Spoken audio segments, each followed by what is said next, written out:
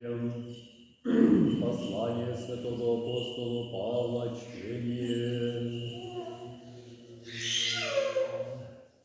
Братья, верую, приди Авраам на землю обетования, якоже не чужду, в крови вселися со Исааком и Иаковом, наследником обетования тогожде, ждаж его основания имущего града, ему же художник и содетель Бог, верою приведи Авраама и Исаака искушаем, и единородного приношаше, обетование приемлем.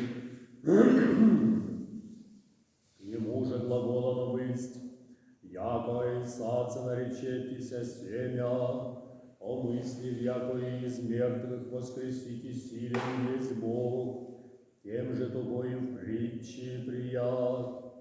Верою о грядущих благослови Исаак Иакова и Исава, верою Иаков, умирая, по его же сына Иосифова благослови, и поклонися наверх жезла его. Верою Иосиф, умирая, о исхождении сынов Израилевых памятствовал, и от всех своих заповедал. Верою Моисея родился сокровен быть 3 месяца от отец своих, за не видишь и красного драча, не бояшься повеления царева, и что еще глаголю, не достанет буми повествующий лето о Гедеоне, Вараце же и Самсоне, и Ефаии, о Давиде же и Симуиле, и о других пророцах, и же верою победишь от царствия, содеешь правду, получишь обетование, заградишь уста львов, угасишь от силу огненную, избегоша острая меча, возмогоша от немощи, выше крепцы во бране, обратиша в бегство полки чужих, прияша жены от воскресения мертвая своя, и ниже избиений выше на приемшее избавление, да лучшее воскресение улучат. Друзья же руганиями, ранами, искушение прияша, ище же и уцы темниц. Каменем побиений выше, претрений выше, искушений выше, убийство меча умроша, проидоша в милотях и в козьих кожах, лишений скорбящих оздоблений, их же неведостоин весь мир в пустынях скитающиеся, и в горах, и вертепах, и в пропастях земных. И сии послушество не бывшее верою, не прияша обетования, Богу лучшее, что о нас презревшу, да не без нас совершенство приму.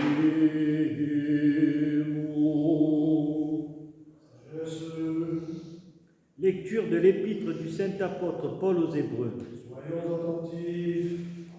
Frères, à cause de sa foi, Abraham vécut en étranger dans le pays que Dieu lui avait promis, habitant sous la tente, ainsi qu'Isaac et Jacob, héritiers de la même promesse que lui, car il attendait la cité qui aurait de vraies fondations, celle dont Dieu lui-même est l'architecte et le bâtisseur.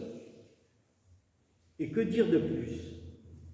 Car le temps me manquerait si je voulais parler en détail de Gédéon, de Barak, de Samson, de Jephthé, de David, ainsi que Samuel et des prophètes, eux qui, grâce à leur foi, conquirent des royaumes, exercèrent la justice, obtinrent l'accomplissement des promesses, fermèrent la gueule des lions, éteignirent la violence du feu, échappèrent aux tranchants du glaive, tirèrent force de leur faiblesse, montrèrent leur vaillance au combat, mirent en fuite les armées étrangères. Par la foi, certains ont ressuscité pour des femmes leurs enfants morts. D'autres se sont laissés torturer, refusant leur délivrance afin d'obtenir une meilleure résurrection. D'autres encore ont subi la dérision des coups de fouet, en plus des chaînes et de la prison. On les a lapidés, sciés, torturés, livrés par le glaive à la mort. Oui, bien, ils durent aller ça et là sous des toisons de chèvres ou des peaux de mouton, dénués, opprimés, maltraités. Eux que le monde n'était pas digne d'accueillir, ils ont erré dans le désert et sur les monts, habitant les cavernes, les trous de la terre. Néanmoins, tout cela, tous ces martyrs de la foi n'ont pas bénéficié de ce que Dieu avait promis, puisqu'il a prévu pour nous un sort meilleur, afin qu'ils ne puissent pas sans nous parvenir à la perfection. И Духові Твоєму, нас святий, Аллилуйя, Аллилуйя, Аллилуйя.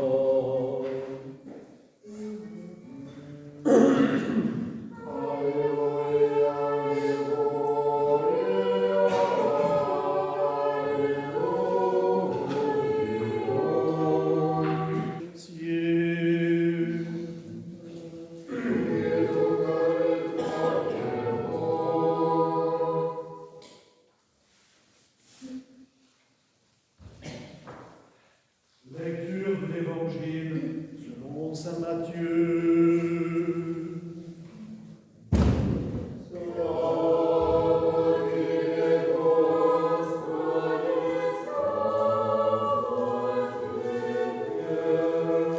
Soyons attentifs. Généalogie de Jésus, Christ, fils de David, fils d'Abraham. Abraham engendra Isaac, Isaac engendra Jacob, Jacob engendra Judas et ses frères, Judas engendra Pharès et Zara de Tamar, Pharès engendra Esrom, Esrom engendra Aram, Aram engendra Aminabad, Aminabad engendra Naasson, Naasson engendra Salmon, Salmon engendra Boaz de Rahab, Boaz engendra Abiad et Ruth, Abiad engendra Jessé, Jessé engendra le roi David. Le roi David engendra Salomon de la femme d'Uri, Salomon engendra Roboam, Roboam engendra Abia, Abia engendra Asa, Asa engendra Josaphat, Josaphat engendra Joram, Joram engendra Ozias, Ozias engendra Joatam, Joatam engendra Achaz, Achaz engendra Ézéchias, Ézéchias engendra Manassé, Manassé engendra Amon, Amon engendra Josias, Josias engendra Jéconias et ses frères au temps de la déportation à Babylone. Après la déportation à Babylone, Jéconias engendra Salatiel, Salatiel engendra Zorobabel, Zorobabel engendra Abiud, Abiud engendra Eliakim, Eliakim engendra Zor, Zor engendra Sadok, Sadok engendra Akim, Akim engendra Eliud, Eliud engendra Éléazar, Éléazar engendra Matam, Matam engendra Jacob, Jacob engendra Joseph, l'époux de Marie, de laquelle naquit Jésus que l'on appelle Christ. Il y a donc dans tout, d'Abraham à David, 14 générations, de David à la déportation de Babylone, 14 générations, et de la déportation de Babylone au Christ, 14 générations. Voici comment eut lieu la naissance de Christ. Marie, sa mère, étant fiancée à Joseph. Or, avant qu'ils eussent mené vie commune, elle se trouva enceinte par le fait de l'Esprit Saint. Joseph, son époux, qui était un homme droit, ne voulait pas la dénoncer publiquement. Il proposa de la répudier dans ses crimes. Comme il formait ce dessein, voici qu'un ange du Seigneur lui apparut dans songe et lui dit : Joseph, fils de David, ne crains pas de prendre chez toi Marie, ton épouse, car ce qu'elle a conçu provient de l'Esprit Saint. Elle enfantera un fils, et tu lui donneras le nom de Jésus. C'est lui, en effet, qui sauvera son peuple de ses péchés. Or, tout cela se produisit pour que fût accompli cet oracle prophétique du Seigneur. Voici que la Vierge concevra, elle enfantera un fils auquel on donnera le nom d'Emmanuel, ce qui signifie Dieu avec nous. Éveillé de son sommeil, Joseph fit ce que l'ange du Seigneur lui avait ordonné. Il prit chez lui son épouse, et sans qu'il l'eût connue, elle enfanta un fils premier-né, auquel il donna le nom de Jésus. Книга родства Иисуса Христа, сына Давидова, сына Авраамля, Авраам ради Исаака, Исаак же ради Иакова, Иаков же ради Иуду и братья его, Иуда же ради Фареса и Зара от Тамары, Фарес же ради Есрома, Есром же ради Арама, Арам же ради Аминадава, Аминадав же ради Наасона, Наасон же ради Салмона, Салмон же ради Вооза от Рахавы, Вооз же ради Овида от Руфы, Овид же ради Иесея, Иесей же ради Давида царя, Давид же царь ради Соломона от Уирины, Соломон же ради Ровоама, Ровоам же ради Авия, Авия же ради Аса, Аса же ради Иосафата, Иосафат же ради Иорама, Иорам же ради Озию, Озия же ради Иоафама, Иоафам же ради Ахаза, Ахаз же ради Езекию, Езекия же ради Манасею, Манасея же ради Амона, Амон же ради Иосию, Иосия же ради Иехонию, и братья его переселение Вавилонское.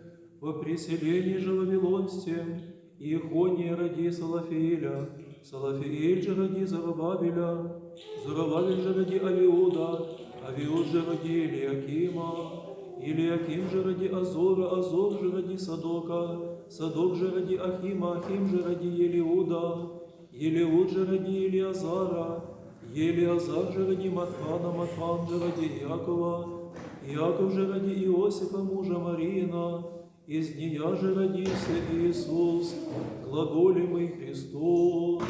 Всех же родов, от Авраама до Давида, родове 14, и от Давида до преселения Вавилонского, родове 14, и от преселения Вавилонского до Христа, родове 14, Иисус Христово Рождество, си цепе, обрученный убо бывшей матери Его Марии Иосифове, прежде даже не снитеся има, обретися имущего чреве от Духа Свята.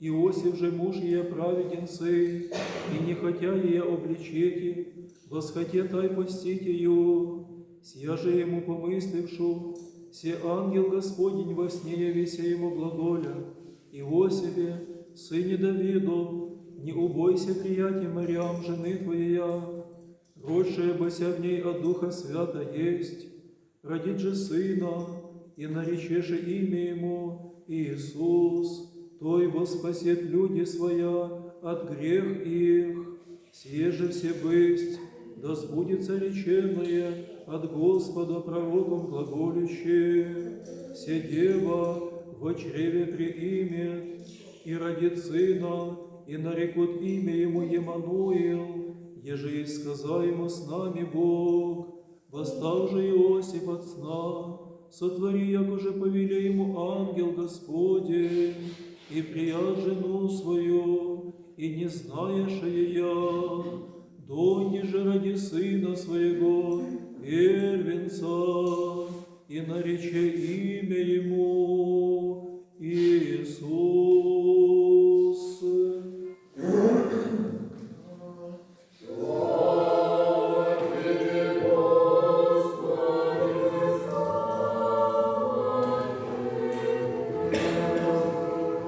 Отца и Сына и Святого Духа. Аминь. Au nom du Père, du Fils et du Saint-Esprit. Amen. Aujourd'hui, nous avons eu deux longues lectures, deux longues litanies, pourrait-on dire. Bien, l'Évangile n'est pas une litanie, bien sûr, mais nous avons entendu toute une succession de noms. Et l'apôtre Paul, dans l'Épître aussi, répète à plusieurs reprises, au moins 6 ou 7 fois, c'est par la foi qu'Abraham a fait ceci, c'est par la foi qu'ils ont... Ces deux lectures avec une forme de litanie répétitive, ectène. Et pour nous rappeler, c'est un style littéraire aussi dans l'Ancien Testament, auprès du peuple juif, que cette répétition qui vise à confirmer le propos. Alors, les deux litanies n'ont pas la même nature, bien sûr. L'apôtre nous rappelle, c'est par la foi qu'Abraham a fait ceci, c'est par la foi que Moïse a fait cela, c'est par la foi qu'Isaac a fait cela. Alors qu'est-ce qu'il veut nous dire en insistant par la foi? Vous vous souvenez que l'apôtre Paul oppose souvent la foi et la loi. Alors non que Ce n'est pas parce que la loi est méprisable qu'il ne faut pas s'y tenir, non. Et nous avons besoin chaque fois de le répéter. Le Christ qui est au-dessus de toutes les lois, le Créateur du monde, et sa mère qui est à ses côtés, ont toujours respecté la loi et se sont pliés à la loi. Le Christ s'est plié à la loi en recevant le baptême dans le Jourdain. Le Christ s'est plié à la loi et les parents de Christ, Joseph et Marie, sont pliés à la loi. Après la naissance, on verra, pratiquant le rite de la circoncision, ils ont respecté. Mais, toujours, le Christ a enseigné à sa suite, l'apôtre Paul, de dépasser la loi, chercher le sens de la loi et ne pas s'enfermer dans la loi. La loi est là pour aider à s'élever et jamais ne doit se comporter comme une prison. Et toute sa vie d'enseignement, à partir du moment où il a commencé à enseigner le Christ, s'est élevé contre les pharisiens. Qu'est-ce que les pharisiens? Viens, Николай Иванович, детишки, ходите сюда. Николай Иванович, идите сюда. Идите ближе ко мне. Не бойся. Ты можешь присаживаться, садись. Вот, слушай. De quoi parle-t-on? On parle de l'apôtre Paul, qui nous a raconté encore une histoire pour nous aider dans notre foi. L'apôtre Paul a toujours dit, c'est par là, il nous donne l'exemple. Abraham, pourquoi il a fait ça, Abraham? C'est par la foi. Parce que contre vents et marées, il y avait des circonstances adverses qui le contraignaient, comme on dit en russe, palkiv kaliosa. Et le peuple juif aussi, sorti d'Égypte, il souffrait en Égypte, et puis quand il est allé dans le désert pendant 40 ans, il a souffert aussi. Et pourquoi ils ont fait ça? Quelle force les coucher? Par la foi. Ouais, donc, il nous montre la puissance de la foi chez nos anciens, dans l'Ancien Testament, chez les premiers. Alors, l'apôtre Paul nous rappelle que le premier, dans le décompte de nos anciens, c'est Abraham. Abraham, le père des nations. Abraham, le père de toutes les nations juives qui vont donner, nations juives dans lesquelles va naître le Christ. Et voilà, c'est ce que nous rappelle Saint Paul en nous rappelant tous les exploits des Juifs, des anciens, qui ont fait des miracles, qui sont arrivés à vaincre des adversaires impossibles à vaincre, qui ont même fait des miracles. On a même assisté à des résurrections. Il y a même avant Jésus une résurrection. Il nous raconte tout ça, et tout ça, il nous dit, mais c'est formidable, ils ont fait tout ça. Comment? Par la foi, et non pas par la loi. C'est pas en se laissant enfermer et dans un texte rigide, et comme si on remplissait un contrat. Ça ne sauve pas ça. Ils n'auraient pas été sauvés s'ils s'étaient contentés de faire ça. C'est par leur foi ferme, ancrée dans leur cœur. Ils se sont dit non, c'est comme ça. Quelque chose me dit qu'il faut faire ça. Je ne sais pas si vous vous souvenez d'ailleurs, il y en a un, toujours le même Abraham, qui a voulu sacrifier son fils. Imagine-toi ton papa qui te dit viens, on va se promener. Il prend un couteau, il te dit prends du bois, on va faire un feu. Et toi, tu aimes ton papa, tu obéis, tu fais ton feu, tu prépares le feu. Et tu ne sais pas que ton papa, il s'apprête à te faire brûler, comme on faisait brûler les offrandes dans le temple de Jérusalem. Il s'apprête à te tuer. Tout ça parce qu'il a entendu une voix intérieure qui lui disait il faut faire ça. Et c'est par la foi dans cette voie. Et cette voie-là l'a sauvé au dernier moment, a arrêté son bras. Il a dit non, je t'ai mis à l'épreuve. Je t'ai mis à l'épreuve. Ça, c'est le maître mot. Je t'ai mis à l'épreuve. On va en parler. Puis il n'a pas fait, bien sûr. Et ils ont fait d'autres miracles. Ils ont traversé la mer Rouge. Moïse a fait sortir des sources dans le désert. Ils ont vaincu les ennemis qui voulaient les tuer, qui étaient 10 fois plus nombreux qu'eux, etc., etc., etc. Et tout ça, c'est par la foi. On nous rappelle ça pour nous conforter, nous dire ayez confiance, même si toutes les circonstances vous paraissent adverses, même si tout vous paraît contre vous, pas le kif kaliosa comme on dit, il faut tenir ferme dans votre foi, et tenir ferme jusqu'au bout dans votre foi. Et c'est comme ça que les descendants d'Abraham, en tenant ferme dans leur foi, sont parvenus à faire beaucoup de choses merveilleuses.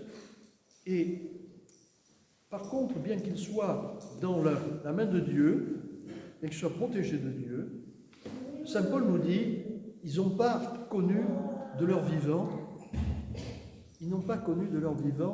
la promesse qui leur avait été faite. Parce que Dieu leur avait promis, si vous faites ce que je vous dis, si vous m'écoutez bien, je vous promets, vous aurez le royaume. J'établirai mon royaume parmi vous. Et puis, ce n'est pas arrivé de leur vivant. Parce que Dieu avait pour eux un autre plan. Le Seigneur, Dieu, a un plan pour eux et pour nous. Parfois, ça ne marche pas. Parce qu'on fait des trucs, ça ne marche pas. On rencontre des difficultés. On se dit, mais pourquoi c'est bien. Et quelques temps après, on finit par comprendre parce que le Seigneur a un autre plan pour nous.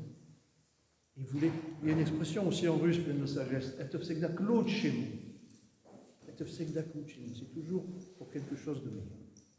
Alors, ça c'était l'apôtre et on a écouté cet évangile. L'évangile qu'on a écouté, si vous avez été attentif, qu'est-ce qu'il nous a raconté? Il ne nous a pas raconté grand-chose, sauf qu'à la fin, il nous a dit comment Jésus était né. Et toute la première partie de l'évangile, il a annoncé des noms. Il nous a donné des noms. Un tel a donné naissance à un tel a donné naissance à un tel. Toc, toc, toc, toc, toc. Et on a décliné, on a nommé toute la généalogie de Jésus, en partant d'Abraham.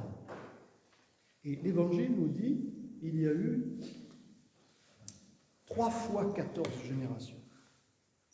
Une génération, c'est l'écart entre un papa et le papa suivant. Le papa suivant.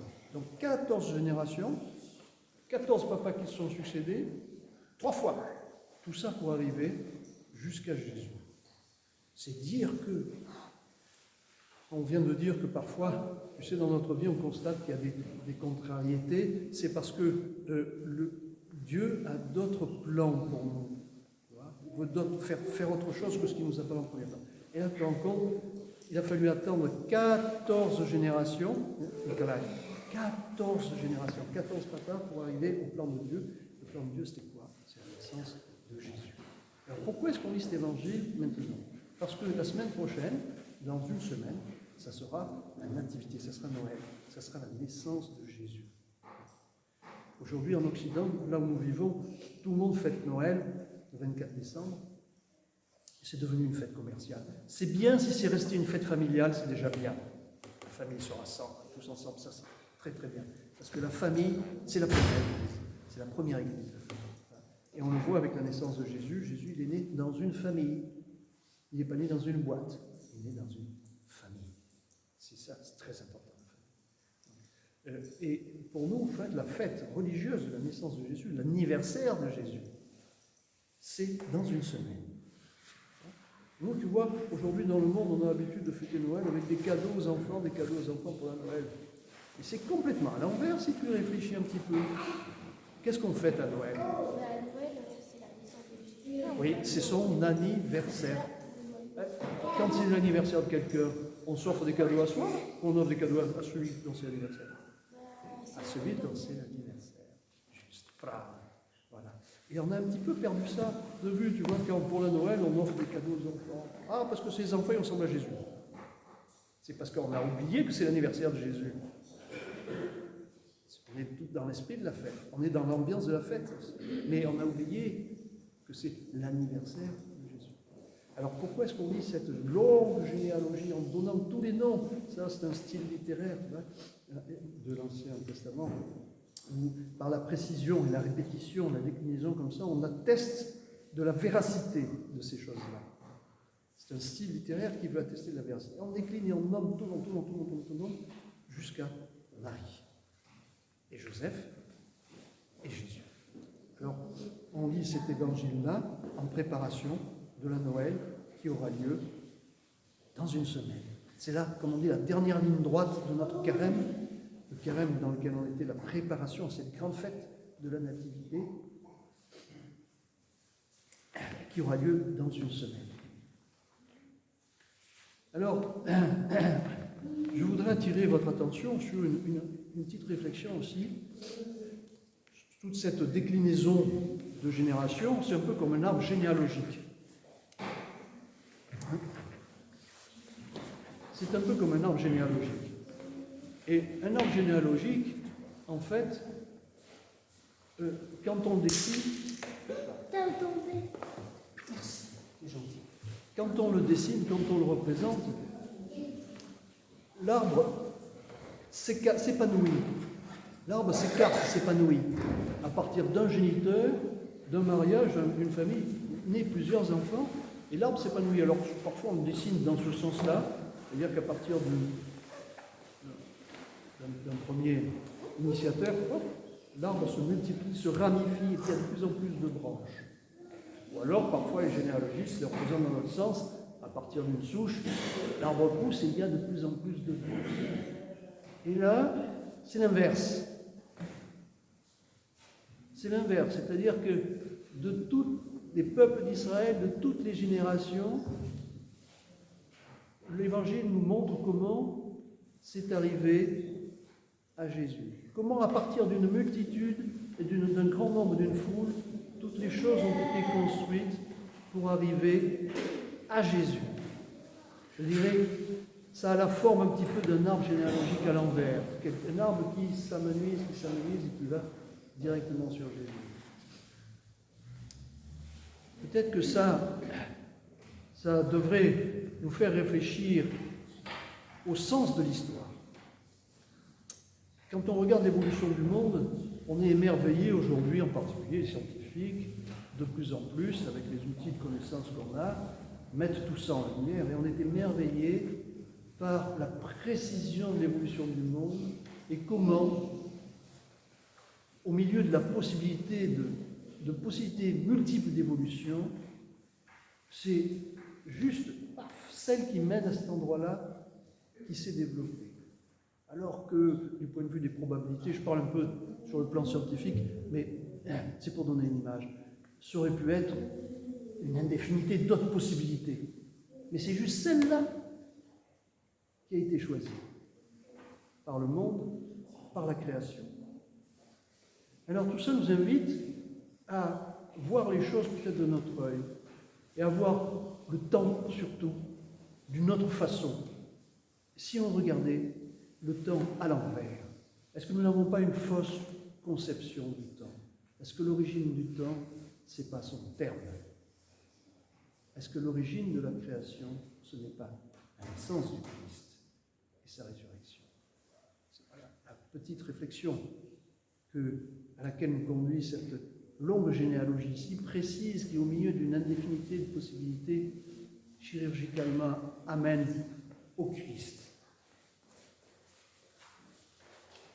Et une deuxième petite réflexion, nous voyons le monde très turbulent, en ce moment de plus en plus turbulent. Il y a beaucoup de gens qui disent « Oh, c'est bientôt la fin du monde ». Il y en a qui font des calculs, surtout quand on étudie la généalogie et je ne vais pas m'étendre là-dessus, mais la signification des nombres qui sont contenus dans la rédaction de cette généalogie. Il y en a beaucoup qui se rapportent à la fin des temps. Bon, alors, on a peur.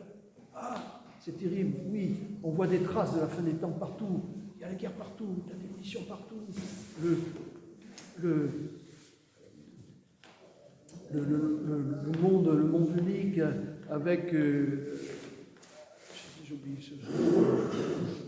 avec la terreur qui s'étend partout. Bon, on a peur de tout ça est fait pour nous effrayer, bien sûr.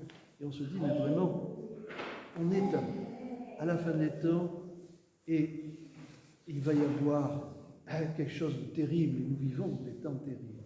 Mais si nous vivons des temps terribles, effectivement, beaucoup de choses pourraient nous laisser à penser. Et il y a beaucoup de nombre d'hommes, de femmes et d'enfants qui souffrent, qui meurent, qui sont assassinés. On nous parle de 2 zones de conflit aujourd'hui dans le monde, mais il y a en effet de telles zones de conflit. Il y en a au moins 18 dans le monde. Il n'y a peut-être jamais eu autant de conflits dans le monde entier. Mais en même temps, il n'y a peut-être jamais eu une telle élévation des consciences. Il n'y a peut-être jamais eu une telle possibilité d'accès à la connaissance. Et ça, c'est important. Quand la Vierge Marie elle entre là, maintenant, nous l'accompagnons cette dernière semaine, dans les difficultés, elle va bientôt, à la fin de la semaine, entrer dans les souffrances de l'enfantement. On dit, pour les enfants, vous savez, quand une maman met au monde un bébé, elle a très mal, mais on dit c'est le mal joli, parce que de ce mal-là, c'est la vie. Et la Vierge Marie entre dans les souffrances de l'enfantement, de la même façon que le monde, dans sa fin, il y a beaucoup de souffrances, et on compare ça aux souffrances de l'enfantement. Et il va sortir quelque chose. Et ces souffrances des derniers temps sont le corollaire de la proximité du royaume des cieux. Ça veut dire qu'il y a beaucoup de bons, nous voyons beaucoup de mauvais, mais ça veut dire qu'il y a beaucoup de bons dont on ne parle pas et que nous ne voyons pas. Mais on peut le sentir. Et il y a beaucoup de bons qui arrivent. C'est pour ça qu'il ne faut pas avoir peur.